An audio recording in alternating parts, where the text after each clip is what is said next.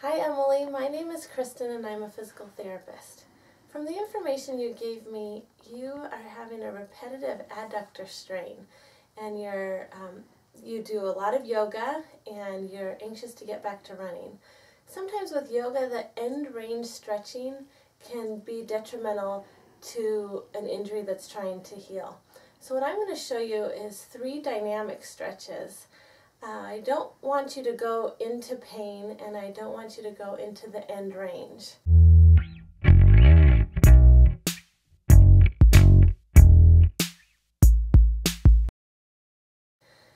The other thing is when we've been dealing with something like this, oftentimes we do that end range or we do something to provoke it and which doesn't allow it to heal. So I don't want you to test it for a week. I want you to do these 3 stretches. And don't test it, don't do anything that would re-irritate it, because sometimes we overstretch and then we continue to have that re-injury. Once you really get symptoms to calm down, you're pain-free, you're back to running, then you can begin to test and go into those end ranges. But at this point in time, you can continue to do yoga, just don't go to the end range. So the first stretch, these are dynamic stretches, is for the quad, which also incorporates the hip flexor. And it's just called a butt kick. You stand and your goal is to hit your heel to your butt and keep your knee pointed to the ground. And you're going to do 10 on each leg.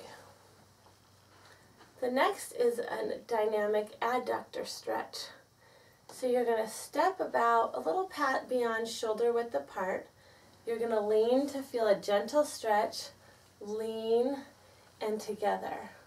Step, lean, lean, and together. Lean, lean, and together. And you're going to repeat this 10 times. But again, you don't see me going to the end range. I feel a gentle stretch, and I keep moving through the exercise. The next is for the dynamic stretch I'm going to show you is for the IT band, but it also incorporates some of the muscles through the torso, which is very effective, particularly for runners. So what I'm going to have you do is you're going to cross one foot over the other. You're going to lean, reaching towards your back ankle. You're going to stand up. Then you're going to reach over to the side. You should feel a lengthening all the way across your torso. Then you're going to switch feet. Again, reach towards the back ankle. Stand up and reach all the way over to the side. And you'll feel a lengthening all the way down your torso. And I would like you to do 10 repetitions of that dynamic stretch. The next exercise I'm going to show you is one isometric strengthening exercise that I'm going to show you on the table. Okay, Emily, the last exercise I have for you is an isometric adductor exercise. So you're going to find you can do it on the floor or a bed. You're going to lie on your back with your knees bent.